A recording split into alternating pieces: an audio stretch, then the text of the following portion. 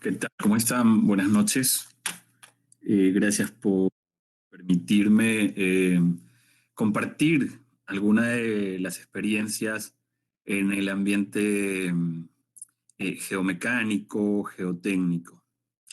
Gracias de veras porque entiendo que cada uno de ustedes, potenciales, futuros ingenieros mineros, ingenieros geólogos, se proyectan a compartir, a participar, a integrar parte de la familia de geomecánicos, de geotécnicos.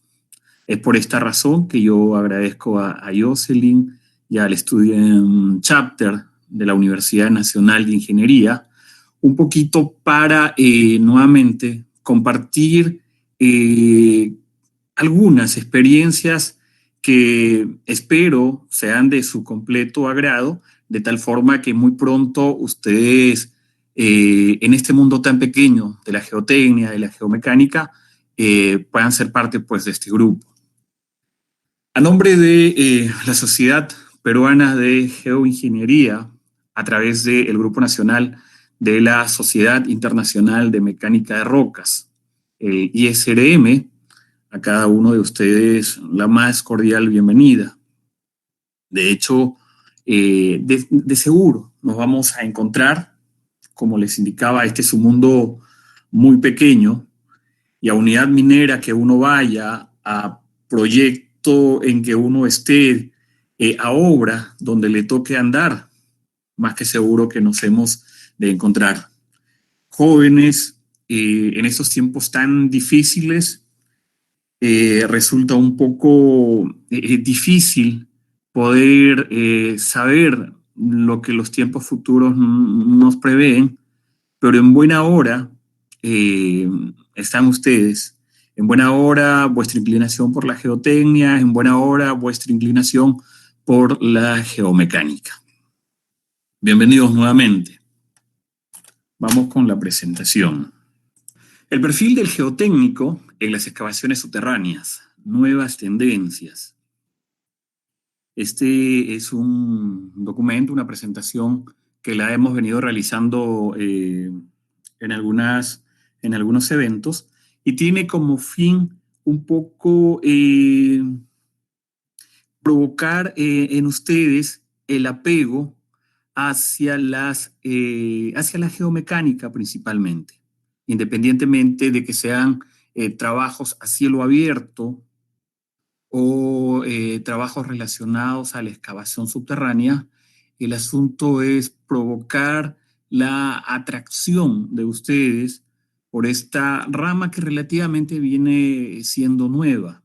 La geomecánica tiene alrededor de 60 o 70 años, entonces es una ciencia que en la actualidad se encuentra pues en pleno proceso eh,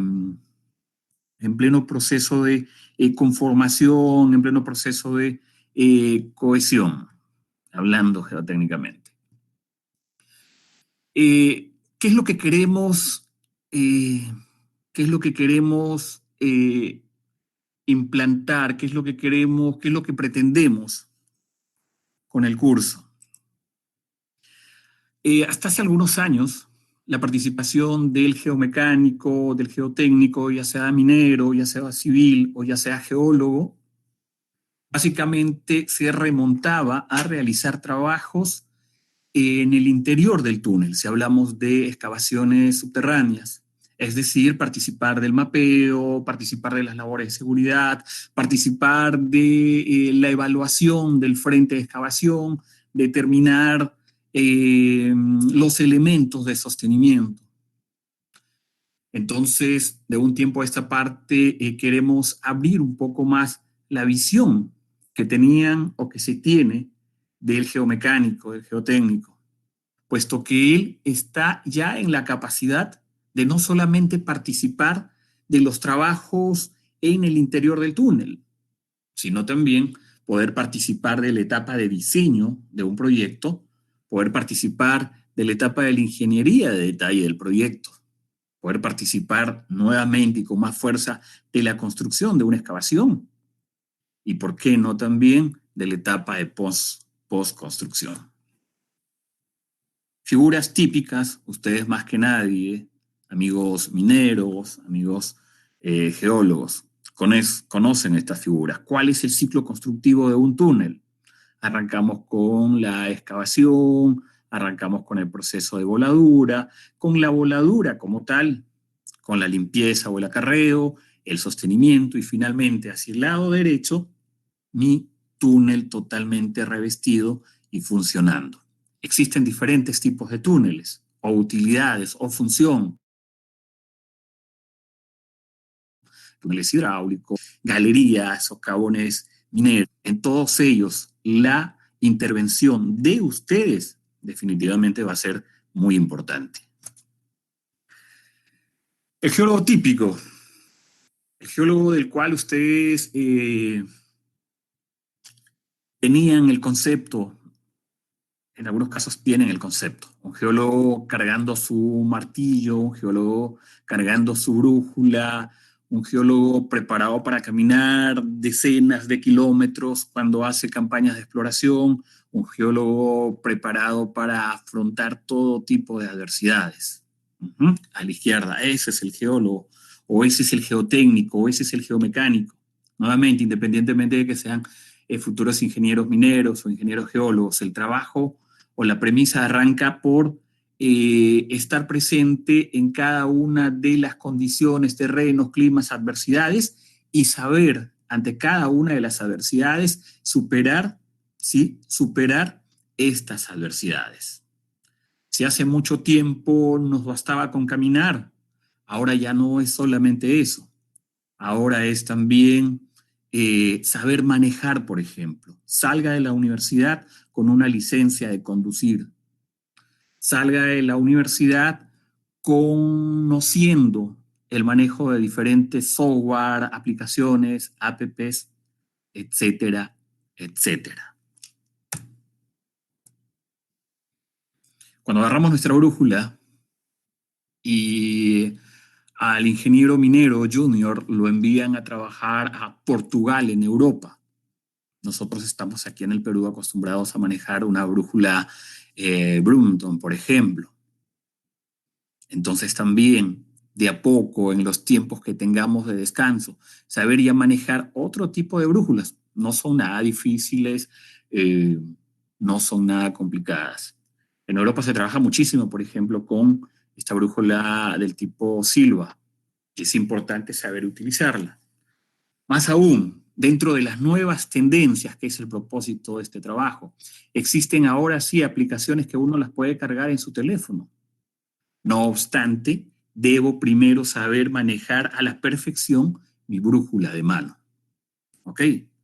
Son de mucha ayuda las apps relacionadas a la orientación, a la determinación del ángulo, relacionadas al Deep Direction Deep, relacionadas al rumbo de usamiento.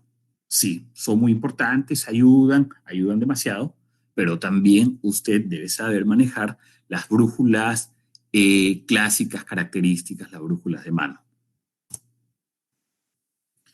Entonces, vamos al espectro del futuro geomecánico. Ingeniero minero, hay muchísimo personal geomecánico de origen minero, hay muchísimo personal geomecánico de origen geólogo. Ahora la ingeniería civil también. Ya no solamente prepara geotécnicos, el civil geotécnico, también ya existen civiles que se dedican pues a la geomecánica. Entonces, en la etapa de diseño deberá participar realizando trabajos preliminares, realizando trabajos que adquieran o que busquen o que pretendan recolectar información de campo. El geomecánico deberá participar en los programas de prospección directa e indirecta, como son los sondeos, como son los ensayos geotécnicos. En la etapa de ingeniería de detalle, yendo más al punto central de un proyecto, deberá realizar o deberá saber cómo procesar su información de campo.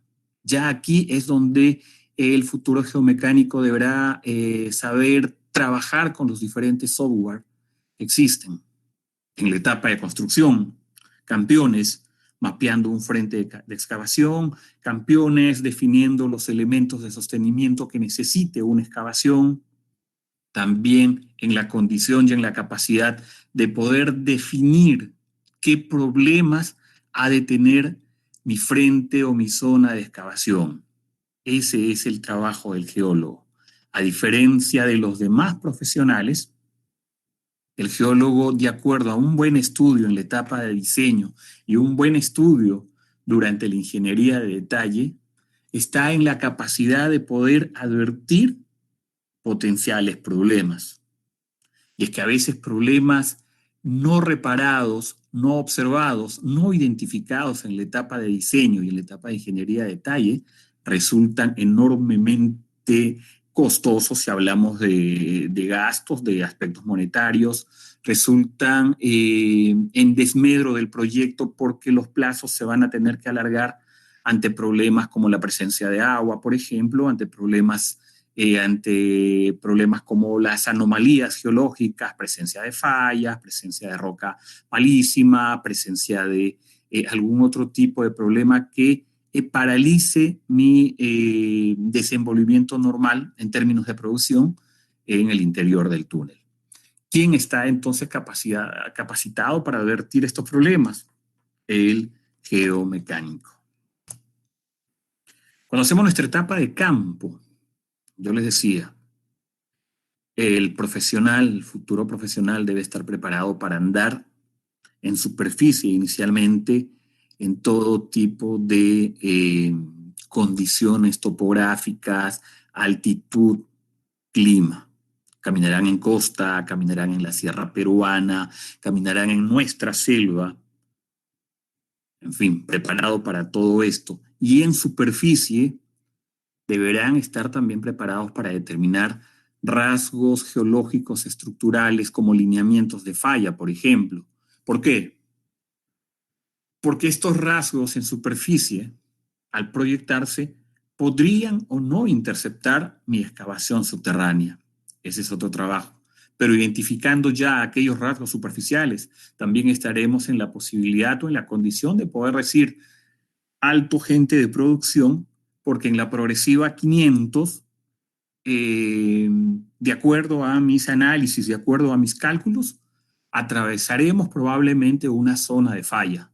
Por tanto, si antes proyectabas colocar un revestimiento o colocar un sostenimiento basado solamente en pernos y en socret, desde ya te advierto que es necesario que vayas previendo el uso de mayor espesor de socret, de malla electrosoldada, de cerchas o de cimbras, por ejemplo.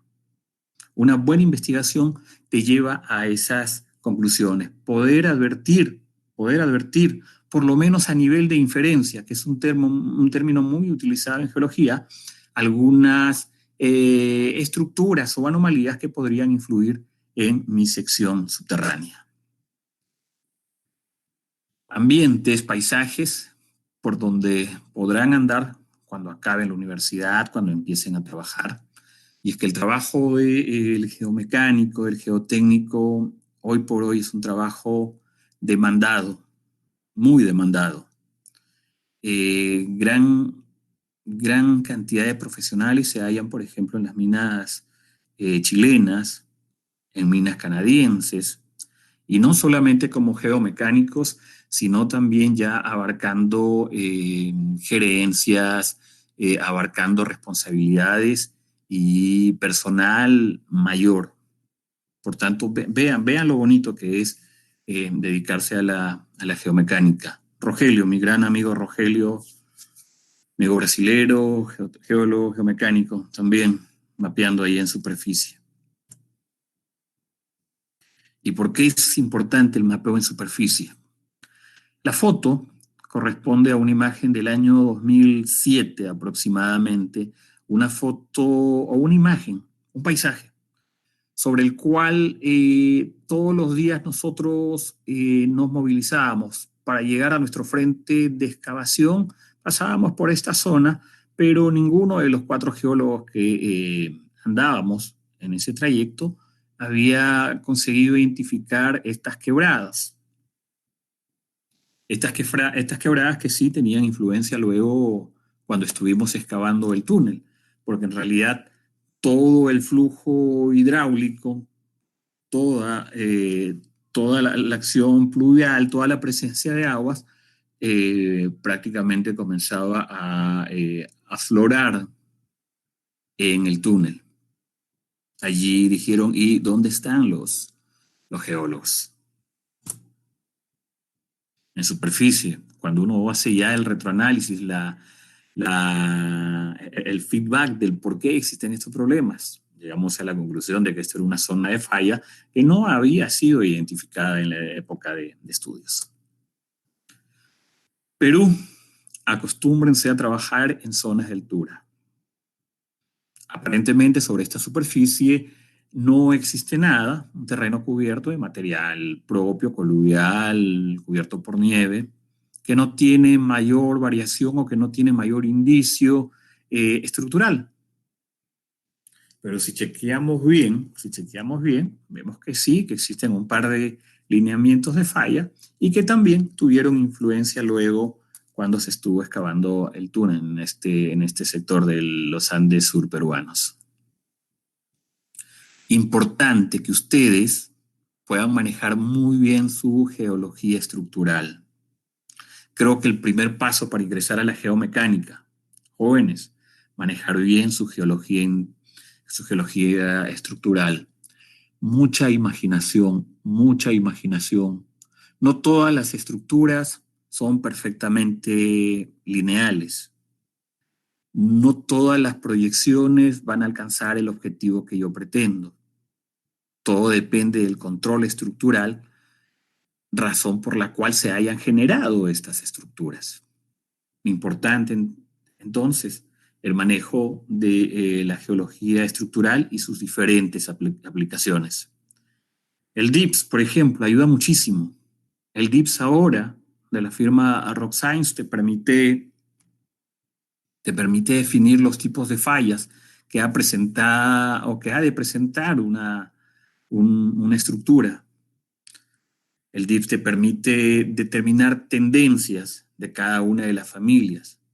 En el caso de túneles, me dirá si la orientación de mis estructuras es favorable o no a mi excavación.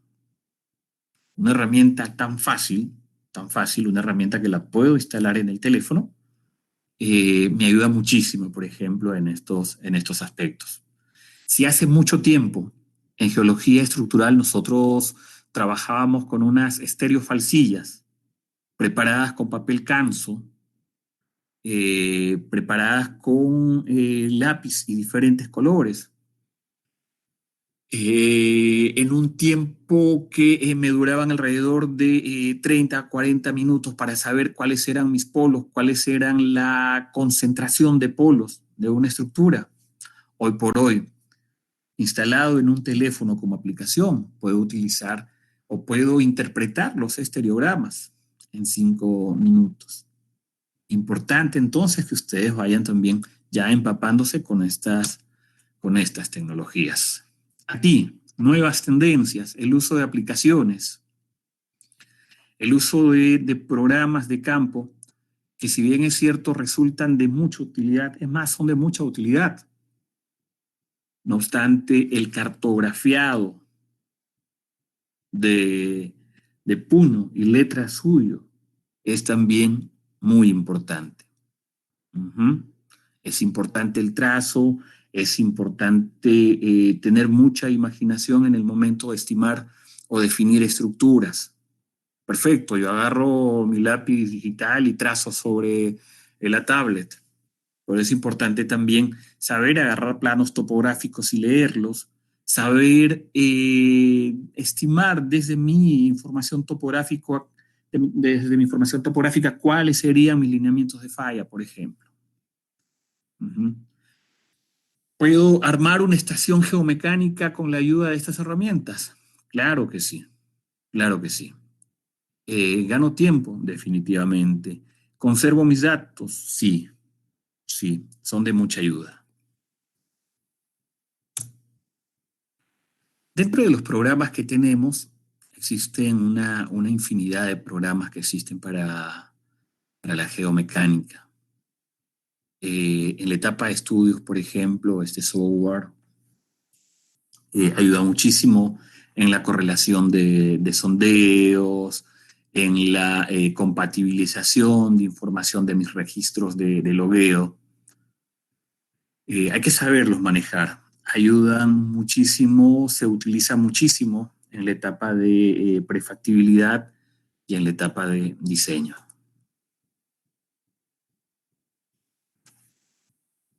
Un teléfono celular cargado con muchas aplicaciones relacionadas a geotecnia, varias aplicaciones. Pero eso no significa que yo deba dejar de lado mi cuaderno de campo y los trazos, los lineamientos, perdón, los delineamientos y el cartografiado que haga sobre él. De veras que sí, el mejor registro para mí es la información que tengo manuscrita en mis cuadernos de campo. En la etapa de campo también es importante que ustedes salgan ya de la universidad logueando perfectamente.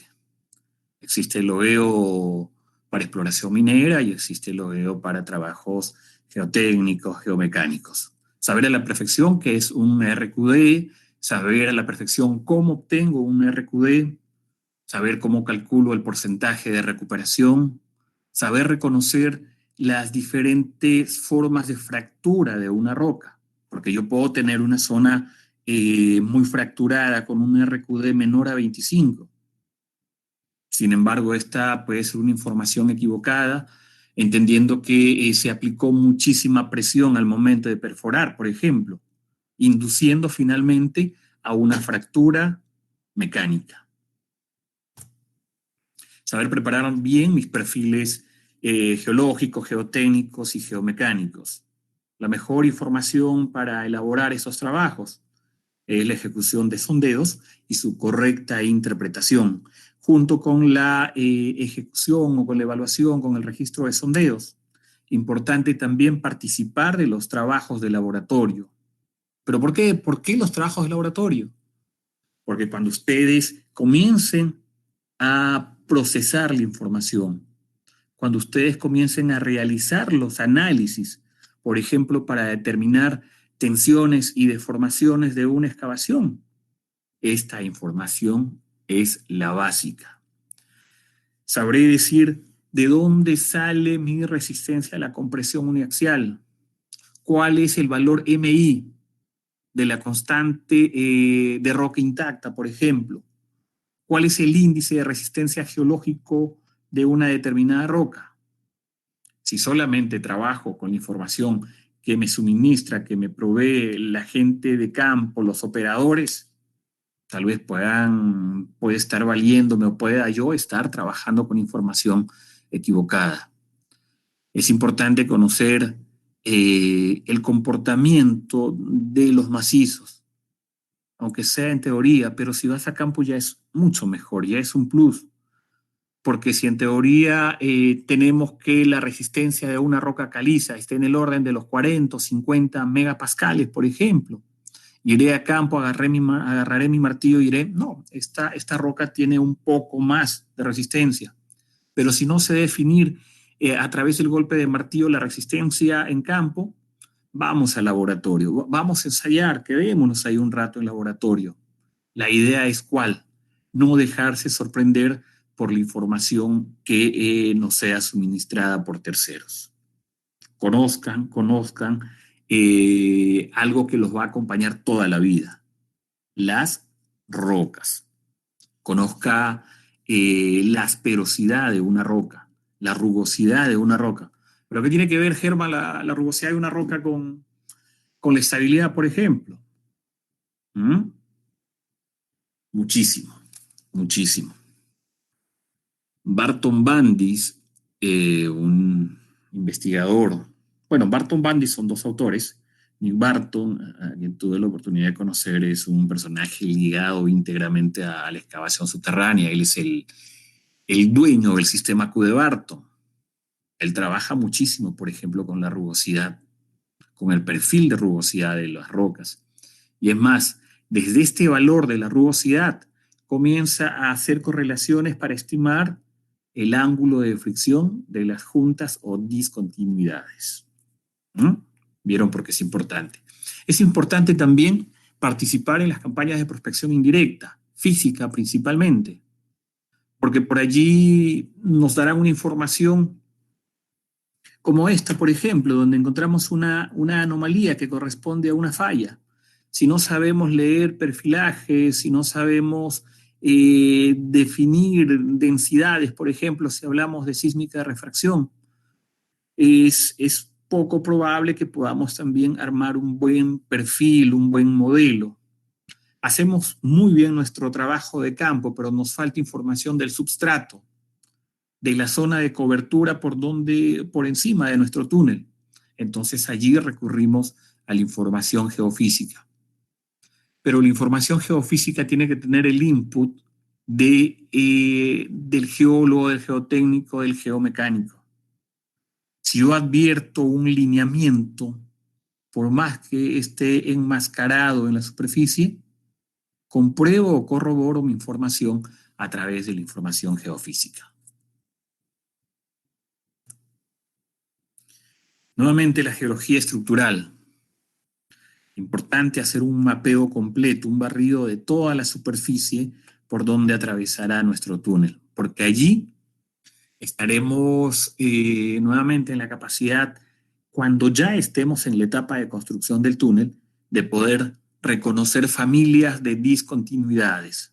Si en mi etapa de investigación yo tengo 4 familias principales y 1 o 2 aleatorias, conozco las tendencias. Mira, mi familia 1 es 235-65, mi familia 2 es 330-80, es una familia subvertical.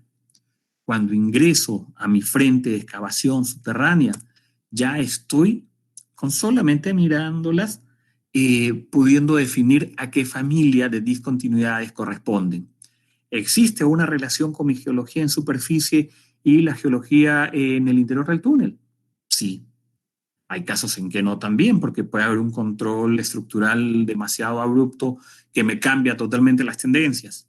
Pero en coberturas regulares, sí, definitivamente sí. Actitud importante es la que deben de tener en el momento de entrar a un frente de excavación.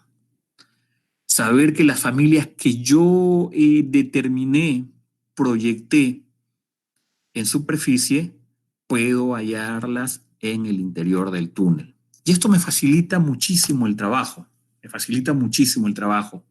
a fin de no dar una información incierta, una información equivocada a la gente que esté modelando. Si usted le da una información helada, una información equivocada, perdón, el modelador va a quedar loco, porque le van a salir más familias de las que realmente existen, le van a aparecer concentraciones de polos en lugares que no son. Finalmente, él elaborará el diseño para el sostenimiento de forma equivocada, y donde debería colocar pernos de anclaje, colocará shotcrete, y donde debería colocar shotcrete, colocará cerchas. En fin, esta información es valiosa, es muy valiosa. Reconocer estructuras, una falla, por ejemplo, muy pequeña, pero atractiva. Reconocer en superficie la litología sobre la cual estoy trabajando. Y que si hablamos de rocas calizas, por ejemplo, entonces me detengo un rato y digo, espérate, si voy a trabajar con rocas calizas, he de prever que en mi excavación subterránea puedo tener problemas de calcificación, puedo tener problemas de cavidades, puedo tener problemas de disolución del macizo rocoso por presencia de agua. Entonces ya tengo una primera idea. Con esto he de advertirle al diseñador, oye, un poquito más de cuidado, porque esta roca en algunos casos no es buena. Sugiero que esta roca sea analizada para ver cuál es su comportamiento físico, químico y mecánico, de tal manera que no tengamos problemas durante la excavación del túnel. Proyecto Palo Redondo. Palo Redondo, esto es en Chavimochique. También, junto a un grupo de geólogos, armamos un buen trabajo en superficie y se concluyó con éxito la ejecución de 6 túneles aproximadamente, incluyendo un shaft, una chimenea. Importante, jóvenes, que en estos tiempos ustedes ya apliquen la fotogrametría, sepan utilizar algunos programas que están relacionados a los drones, por ejemplo. Es importante que a lugares donde ustedes no puedan ascender, se ayude muchísimo con el dron. La fotogrametría es de muchísima ayuda. Si uno interpreta muy bien la información, si uno procesa muy bien la información que nos dan los registros del programa que tenga enlazado aquí a la cámara del dron, harán un buen trabajo. Importante manejar esto.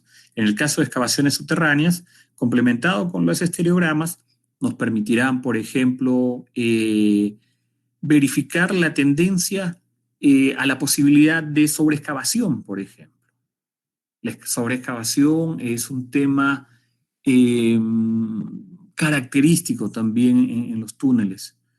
Crea conflictos porque va en aumento el costo, se retrasan tiempos, en fin, hay muchísima discusión sobre una sección sobreexcavada, sobre una sección que no tiene una geometría lo más regular posible.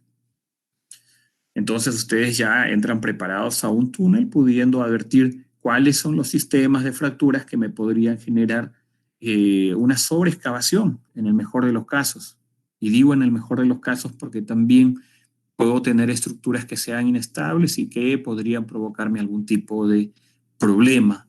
Una cuña, por ejemplo, en la bóveda del túnel. Algún plano o algún bloque en condición de estabilidad desfavorable.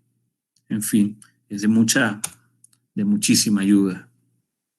Siguiendo con nuestro trabajo en gabinete, es conveniente que salgan de la universidad, amigos, utilizando software que no solamente trabajen con el criterio del equilibrio límite, por ejemplo, en el caso de taludes, sino también saber aplicar ya software que trabajen con diferencias finitas, elementos finitos, saber determinar cuál es la influencia de las tensiones sobre mi futura excavación. Pero para eso hay que hacer un buen trabajo de campo primero, un buen trabajo geomecánico recolectando información para poder como input cargarlos sobre estos modelos. Cuñas. ¿Y las cuñas cómo las defino? También una buena adquisición de campo, de estructuras, en cualquiera de los métodos que ustedes trabajen. Deep Direction Deep, Tren Plunge, rumbo buzamiento. Ahora existe este software, el Language, que me va a permitir a través de la combinación de las familias de discontinuidades generarme las cuñas que se formarían teniendo yo la sección y dándole la orientación del túnel. Es fantástico este programita. Es muy sencillo, muy simple y resulta de mucha utilidad. Claro está, dentro del túnel, luego de que tú evalúes el macizo, inmediatamente no lo puedes utilizar porque tienes que salir a tu oficina, a tu escritorio, pero por lo menos con toda la combinación de información anterior que tú tienes, ya podrías ir diseñando o un poco prediciendo si existen o no la generación de cuñas.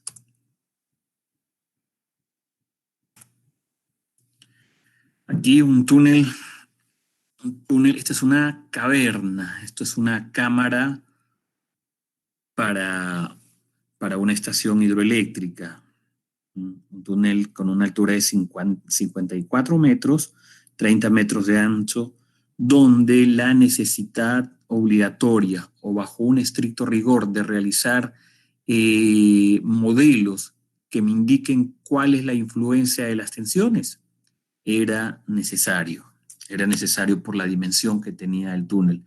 Este trabajo fue realizado utilizando una metodología que te indicaba excavar segmento por segmento, es decir, comenzamos excavando un par de metros de la zona superior, de ahí hacíamos un rebajo, llegábamos a los 4, otro rebajo, 6 metros, al final se consiguió excavar los 54 metros. Cada rebajo que se realizaba inmediatamente era soportado. Pernos de anclaje, malla electrosoldada y pernos de una longitud en el orden de 9 a 12 metros. ¿Cómo quedó? ¿Cómo quedó la casa de máquinas? Un par de años después. Importante. La UCA es, si no me equivoco, la sexta hidroeléctrica más grande del mundo. Esto es en Perú. A ver, cuando yo recojo mis datos y necesito dar información inmediata al diseñador, esto no obvia la ejecución de ensayos de laboratorio. Es importante también manejar programas de ejecución sencilla, programas muy amigables como el RockData, por ejemplo, donde basta ingresar la resistencia o el índice de resistencia geológico, basta ingresar una estimación de la resistencia a la compresión uniaxial, basta indicar o ingresar la constante de la roca, el factor de perturbación, si voy a utilizar excavación por voladura o voy a utilizar algún tipo de excavación mecánica, con la finalidad o para obtener datos como el ángulo de fricción, cohesión y algunos módulos de deformación, Young, Poisson, etc. Ojo, es una herramienta de ayuda, pero que no obvia la ejecución de sondeos de laboratorio o de ensayos de laboratorio propiamente dichos. Nuevamente, la importancia de manejar software como estos. Importante es saber cuál es la tendencia de las tensiones horizontales antes de la excavación y luego de la excavación. La importancia de saber cuál es el estado de tensiones verticales en la excavación, cuáles serán mis zonas plásticas y zonas no plásticas. A partir de ahí incluso es posible estimar o determinar ya los elementos de sostenimiento. Algunos elementos de sostenimiento, como por ejemplo los pernos de anclaje. Si yo tengo una zona plástica en el orden de 1 metro, entonces estaré en la condición de poder decir un perno de 4 metros sí ha de trabajar. Claro, refrendado luego por los cálculos que realice. Importante entonces trabajar con estos software de elementos finitos, diferencias finitas. ¿Qué más? ¿Qué más es importante conocer? Futuros geotécnicos, futuros geomecánicos. ¿Qué es un macizo rocoso? Y ustedes deben estar aburridos de escuchar esto, ¿no? Pero esto los va a acompañar siempre también. Un macizo rocoso es el resultado de el núcleo de roca o una masa de roca como tal de manera intacta y cada una de sus estructuras geológicas. El conjunto es entonces denominado macizo rocoso. Vamos. Cuando hablamos de roca intacta, viene a ser aquella porción, aquel fragmento de roca al cual nosotros vamos a analizar principalmente en términos de resistencia. Existen técnicas, existen metodologías, existen criterios para ensayar un determinado tipo de roca y que luego pueda ser utilizada en nuestros cálculos. Esto va a depender muchísimo del modelador, va a depender muchísimo del grado de alteración que presente mi frente de excavación, va a depender muchísimo del grado de fractura que tenga. Y existen fracturas a las cuales ustedes deben saber caracterizar perfectamente. Deben saber determinar el espaciamiento entre juntas, la persistencia de las discontinuidades, deben saber determinar el relleno de las juntas, el grado de alteración, la rugosidad, hablábamos, el tamaño o apertura de las discontinuidades. Junto a esto, nosotros hacemos nuestra caracterización, hacemos nuestra clasificación y llegamos a la conclusión de poder decir mi roca es de tipo 1, mi roca es de tipo 2, mi roca es de tipo 3, 4 o 5. Cualitativamente, mi roca es muy mala, muy buena, regular. Este es un mapeo caracterizando el terreno y básicamente dando a conocer la orientación de las discontinuidades. Vean este mapeo. Me advierte la presencia de un overbreak, una sobreexcavación. A los pocos días se descolgó el bloque y precisamente lo que había indicado Hugo Monteiro, otro amigo geólogo, prácticamente se cumplió, ¿verdad? En buena hora no había personal trabajando, no había maquinaria y cayó sobre la superficie pues, del túnel únicamente. ¿Qué se hizo acá? Rellenar con socre, aplicar algunos pernos, pero importante la predicción que se hizo a través del mapeo geológico en el frente.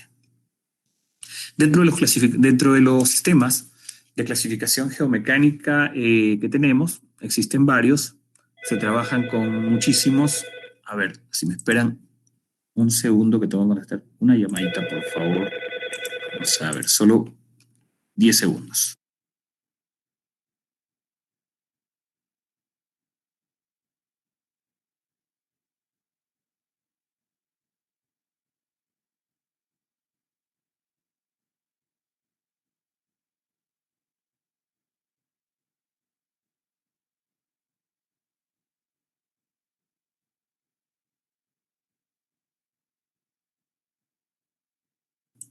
Listo, jóvenes, me disculpan, pero eh, a ver, les comento un poco para variar. Para el acceso a las minas, para el ingreso a minas, luego de cada bajada, es obligatorio, son protocolos obligatorios, eh, la ejecución de un internamiento de 2 días, 3 días, para que te realices todas las pruebas de COVID y una vez que te confirmen de que estás bien, recién puedes ascender a tu puesto laboral. Entonces, bueno, uno tiene que quedarse un par de días aislado para que pueda subir a Mina. Entonces acaban de llamarme para decirme que mañana nuevamente puedo subir a mi centro de trabajo.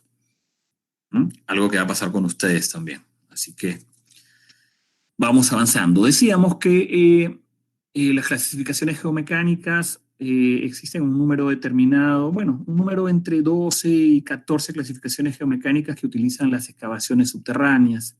Estas clasificaciones geomecánicas han ido implementándose, innovándose, mejorándose y adecuándose a cada una de las estructuras de acuerdo al macizo rocoso. Vean lo que les decía, para quienes quieren dedicarse a la geomecánica. Una de las primeras clasificaciones fue dada por Terzaghi en el año 1946, 70 años aproximadamente. Entonces hablamos de una ciencia nueva. De manera práctica, Terzaghi decía, si yo retiro una masa, retiro un material de un determinado terreno, ¿cómo controlo la estabilidad? Muy práctico él. Entonces, si retiro una masa con un peso propio, un peso específico, un volumen y una sección, entonces al reemplazar con un soporte de un material que posea una capacidad de resistencia superior a la que he retirado, prácticamente estoy consiguiendo la estabilidad. Y él se dedicó, bueno, a recomendar cerchas, cimbras de acero, ¿no? Perfiles de acero de tipo I, de tipo H, en todas las excavaciones que realizaba, 1946. Pero ahí fueron apareciendo otros autores, otros investigadores, donde ya comenzaron a criticar y a refutar esta propuesta de clasificación de Terzaghi. Y sí, quedó prácticamente sin uso por diferentes razones. Aparece luego DER en 1964 con una forma de caracterizar y clasificar el macizo también muy utilizado en la actualidad, el RQD.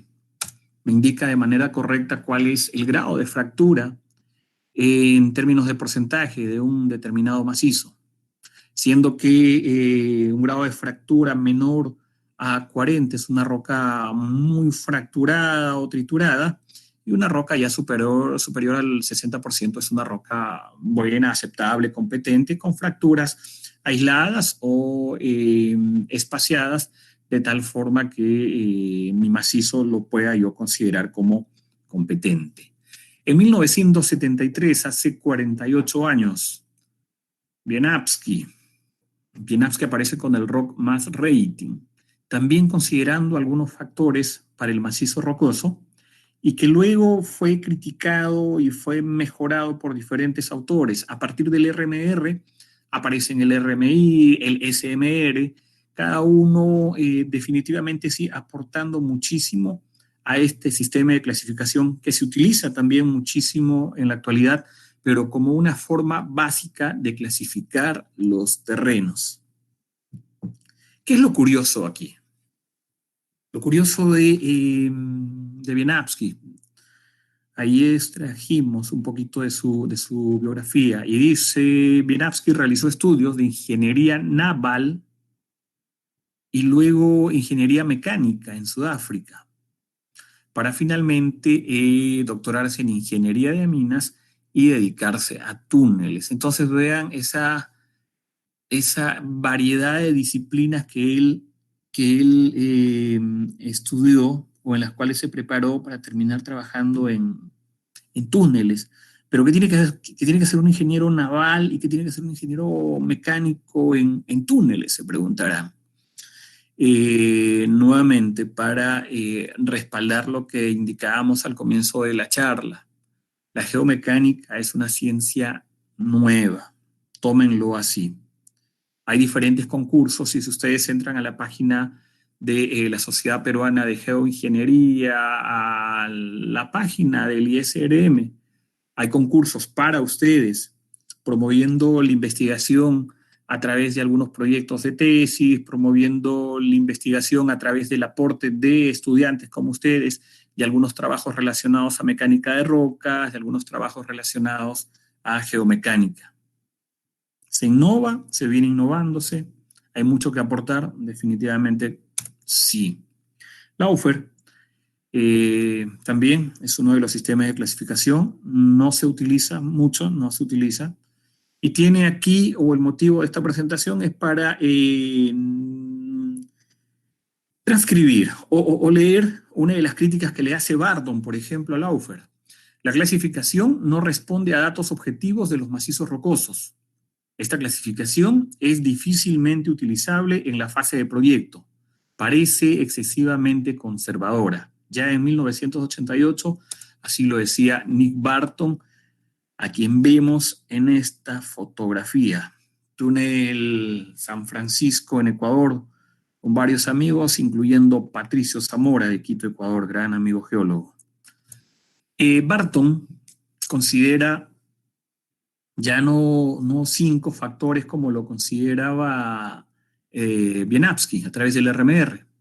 Él adiciona un valor más para túneles a diferente o con diferente cobertura. Él adiciona el estado de tensiones a través de la reducción de esfuerzos.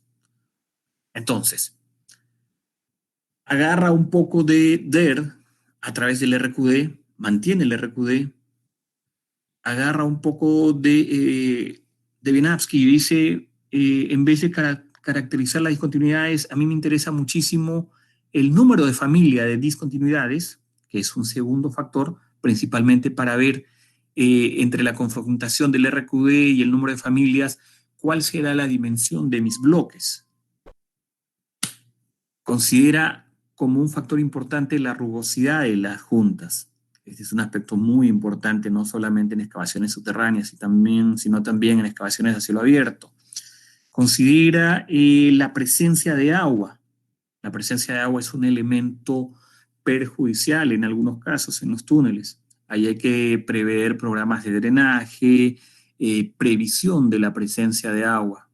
Si no se hacen estos trabajos inicialmente, van a quedar sumergidos en una sección de un túnel, recurriendo al apoyo pues, de bombas hidráulicas para reducir mi aniego que se forma en el túnel. El grado de alteración es otro aporte de Barton en su sistema de clasificación. Y finalmente, como el factor número 6, el factor de reducción de esfuerzos por presencia de zonas de falla, por presencia de la dimensión de cobertura, por presencia de alguna anomalía que presente el túnel. Hoy por hoy es uno de las clasificaciones, es uno de los sistemas mayormente utilizados en la industria tunelera.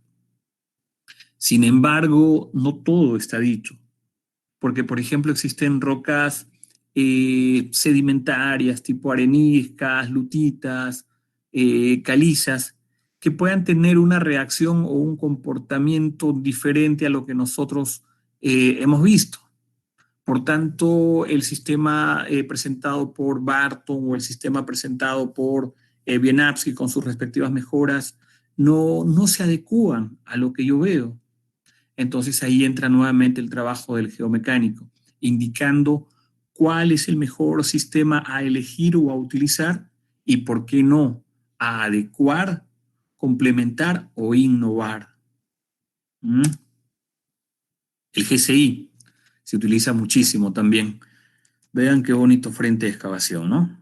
Una roca metamórfica, luciendo ahí los bandeamientos característicos, y una roca volcánica, algo más masiva, una andesita, y esto no es un gneiss, esto es un chair.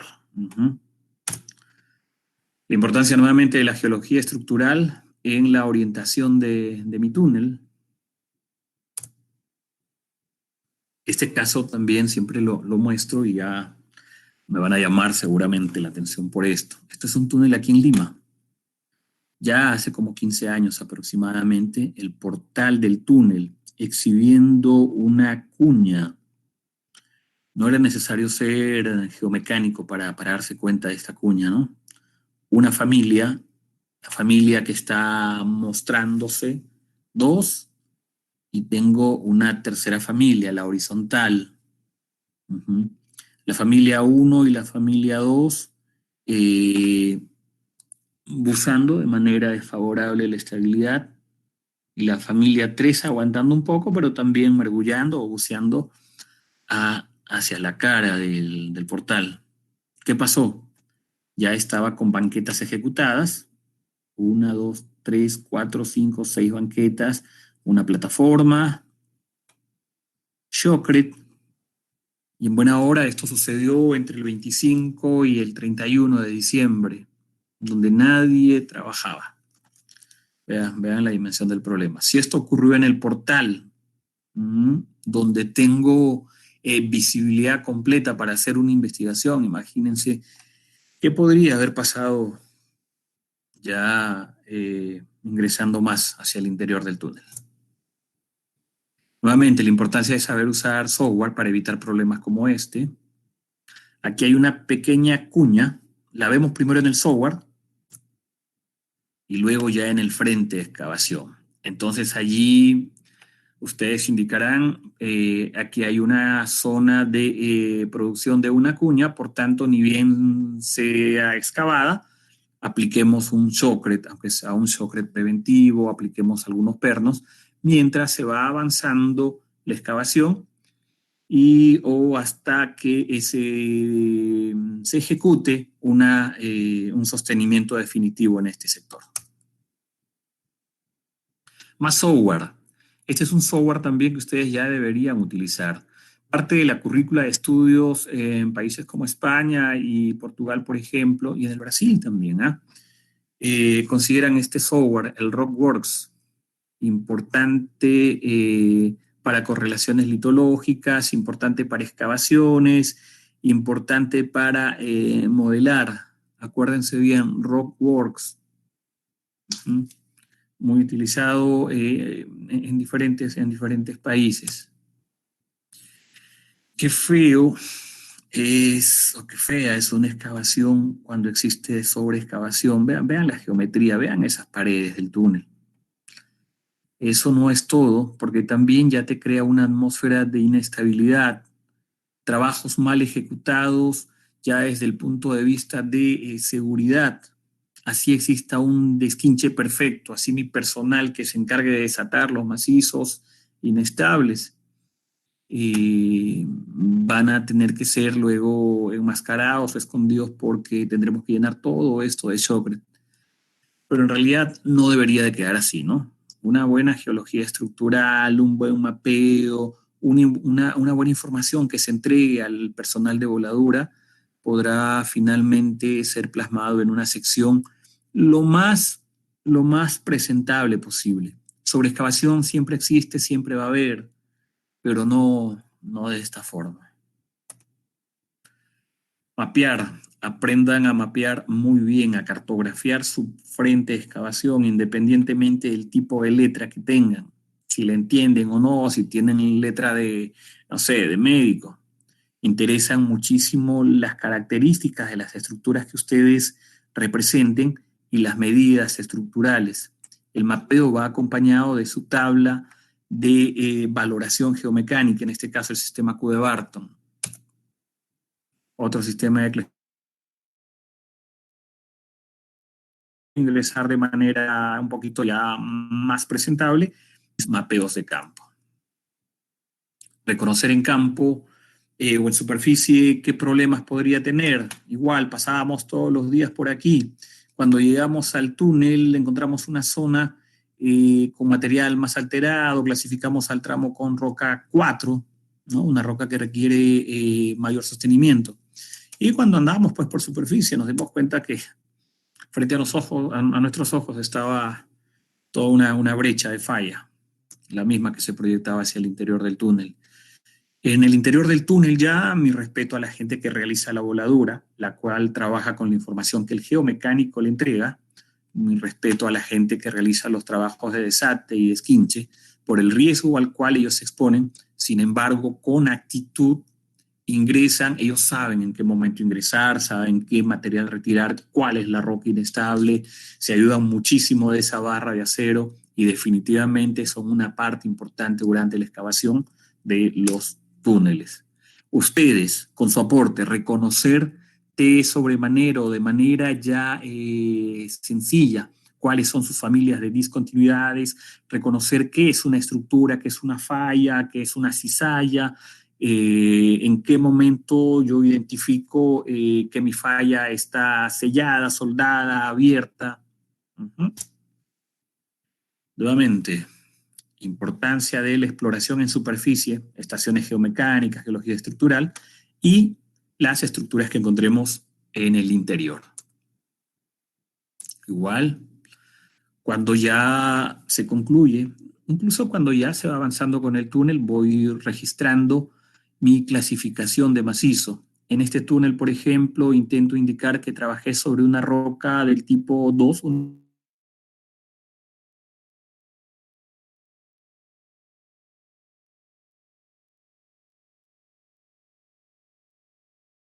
y es que seguramente en superficie había una quebrada. Y sí, había teníamos mapeada una quebrada. Luego nuevamente asciende y terminamos pues con una roca 2, una roca muy buena. Aquí hay otro sistema de clasificación, aquí es el sistema de clasificación GSI-WAS. Igual, arrancamos el túnel contentos con una roca muy buena. A medida que fuimos profundizando, bajó también la calidad de la roca, aumentó en un tramo intermedio, bajó y terminamos también con una roca regular.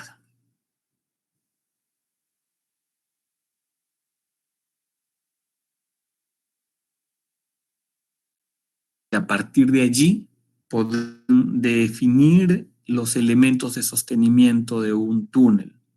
Típicamente se utilizan pernos de anclaje entre activos y pasivos Utilizamos shotcrete en diferentes espesores y dependiendo de la calidad del macizo rocoso.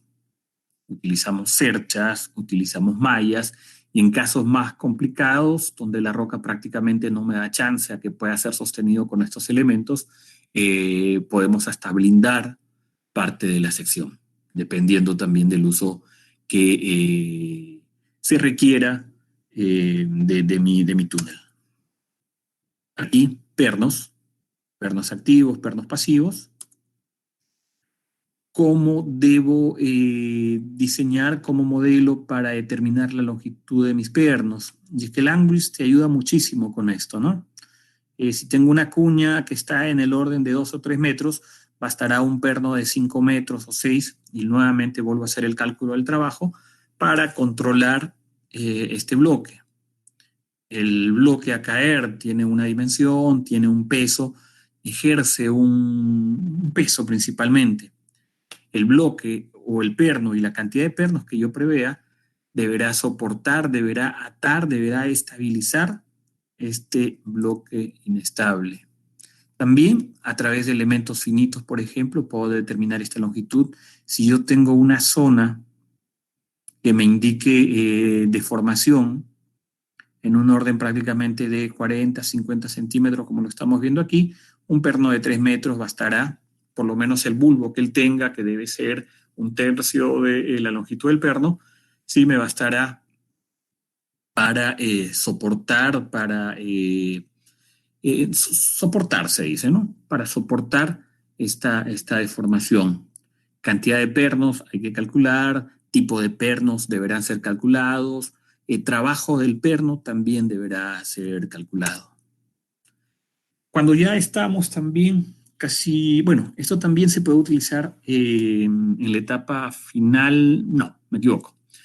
El TSP es una herramienta geofísica muy utilizada en estos tiempos. Cuando vamos ejecutando un túnel, recurrimos a hacer sondeos de predicción durante algunos avances, cada 10 avances, 5 avances, dependiendo de la calidad de la roca, dependiendo de la información que el geomecánico tenga. Estos sondeos, que tienen profundidades de 10, 15, 20 metros, me van a permitir inferir qué es lo que tenga en los siguientes avances. Pero la restricción es esa. La restricción es que la profundidad a investigar va en el orden de los 10 a los 20 metros. Entonces es allí cuando aparece el TSP. El TSP tiene un espectro de investigación de hasta 150 metros. Funciona igual o de manera muy semejante a la sísmica, por ejemplo, de refracción. Es más, el principio es sísmico, coloco algunas cargas de poco valor a algunos metros del portal, y él me brinda información en 3D y en un radio que alcanza los 20 o 30 metros en torno a la sección y 150 metros en extensión del túnel, mostrándome claramente los módulos del macizo que a través de la onda ha ido atravesando.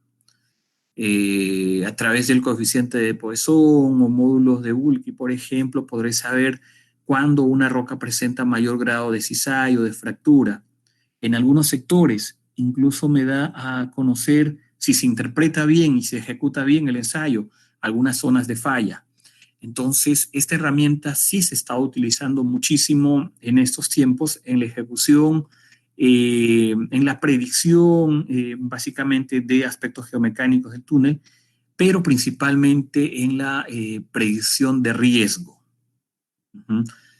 Si yo veo que en mis 150 metros voy a tener un comportamiento de roca aceptable, me arriesgo a poder decir que los avances ya no sean de 3 metros, sino de 5 o de 6. Claro, acompañando de vez en cuando con perforaciones estratégicas. Entonces, ya se está utilizando mucho aquí en Perú. Gelman Maldonado, gran amigo mío también, de varios túneles, agarró una gerencia, creo ahora, en una mina en el sur del país. Saludos para Gelman. La participación, ya luego de haber estado en la etapa de diseño, en la etapa de ingeniería de detalle y en la etapa de campo mismo, también la participación del geomecánico abarca la postconstrucción, acompañando la instrumentación geotécnica, las diferentes herramientas que nos ayuden a verificar si el túnel, por ejemplo, mantiene su sección, es decir, está convergiendo o no, es decir, se está desplazando o no, presenta algún tipo de movimiento en algún sector. Para esto es muy importante saber interpretar, es más, participar de la etapa de instalación de estos instrumentos, saber procesar la información y, por supuesto, saber interpretar. En esta curva, la tendencia horizontal y dentro de los rangos permisibles de deformación indican que no hay convergencia, por ejemplo. Igual, conocer algo de control de calidad en los túneles, resulta que una vez que el túnel está revestido de shotcrete, si existe algún movimiento del macizo, el shotcrete comienza a presentar algunas fisuras, algunos agrietamientos, pero no siempre por culpa del macizo rocoso. Es común ver ahí a la gente de calidad, a la gente de producción, culpar al geomecánico porque no hizo una buena evaluación y este a su vez le echa la culpa al macizo rocoso, ¿no? Pero en muchos casos no. En muchos casos el tiempo de curado, por ejemplo, no es el ideal, el cambio de temperaturas no es el esperado, la dosificación no es la mejor. Entonces el shotcrete comienza también a presentar problemas. El macizo puede estar estable, el shotcrete puede estar quebrándose y hasta llegar a una conclusión. Quien tiene que tragarse pues todo el problema es el geomecánico, ¿no? Entonces por eso es bueno también participar ahí de los trabajos cualitativos a fin de saber reconocer cuándo los rasgos de deformación en el shotcrete, por ejemplo, tienen como causa el movimiento de una masa rocosa, por ejemplo. Ya para ir concluyendo, queridos amigos, algunas fotos bonitas de algunos proyectos, una roca masiva, una roca 2 tranquilamente, puedo ver las cañas de perforación, una roca algo más vistosa, unas areniscas y unas lutitas que se sobreponen a una roca volcánica. Y aquí, nuevamente, unas rocas, unas lutitas con acá hay una franja gris que corresponde a un panizo, ¿no? A una roca, bueno, a un material argílico truncada por esta falla, dos fallas en realidad. Esta falla subvertical y el material argílico también de manera subhorizontal. Un túnel hidráulico, otro túnel hidráulico, y esta sección se preparaba para un túnel vial, el paso de 1 metro, si no me equivoco. Este video, cerrando la exposición.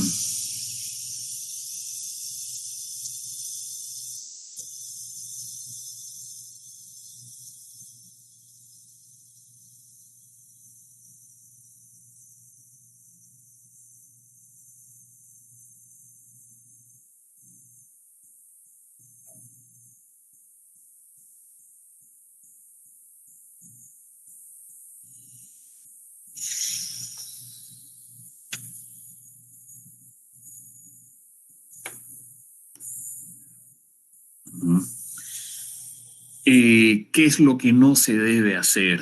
También deben estar ligados ustedes a los aspectos de seguridad. Totalmente errada la forma de actuar de este trabajador, ¿verdad?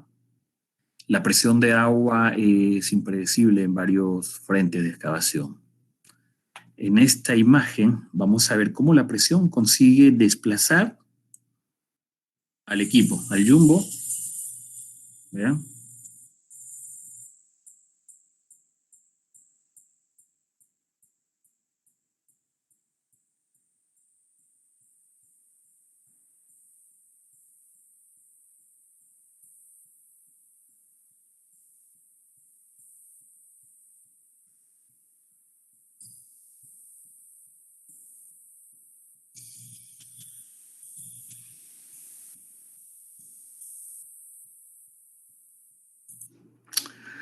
Importante, ¿verdad? También estar ligados a los aspectos de seguridad. Hay muchas cosas que se deben considerar en el momento de ingresar a un túnel y esta después, o una de estas cosas, uno de estos aspectos es el relacionado a la seguridad. En estos tiempos este trabajador ya no estaría trabajando más porque hay bastantes omisiones, pero en el fondo el mensaje es la abierta posibilidad que un buen trabajo geológico, geotécnico y hasta geomecánico hubiese sido necesario para advertir de este bolsón de agua. Buena investigación geofísica, buen programa de prospección directo, buen trabajo en superficie, sí me hubiesen permitido establecer que en varios sectores del frente de excavación iríamos a tener problemas como este. Vamos. Algo bonito, algo simpático cuando se está excavando un túnel, amigos futuros geomecánicos, es el empalme, el encuentro, el breakthrough, se dice, ¿no? El encuentro entre dos frentes de excavación, ya sea por una excavación mecánica, voladura o a través de una TBM. Es en este momento en que todo el mundo participa porque prácticamente representa la conclusión en términos de excavación de un túnel. Aquí un túnel revestido, un revestimiento primario, túnel hidráulico, otro túnel hidráulico y un túnel vial, el túnel UAS, el que gran cariño le tengo en Santo Domingo, República Dominicana. Jóvenes, entonces hay muchísimo que aprender, hay muchísimas cosas que debemos ir practicando ya, como estos software importantes, como el manejo de algunas herramientas, como el saber utilizar algunos accesorios que nos van a ser importantes en nuestros trabajos de campo y gabinete. ¿Mm? Si estamos en Lima, no solamente basta ir al Morro Solar, ahora tampoco ya no se puede ir porque ya lo han invadido, ¿no? Pero hay muchísimo, la geología, la geomecánica, la geotecnia. Para ustedes mineros, geólogos y civiles, tienen mucho que ofrecer. Si antes era importante saber el inglés como segundo idioma, ahora no. Ahora se requiere entre 3 y 4 idiomas. Es muy importante.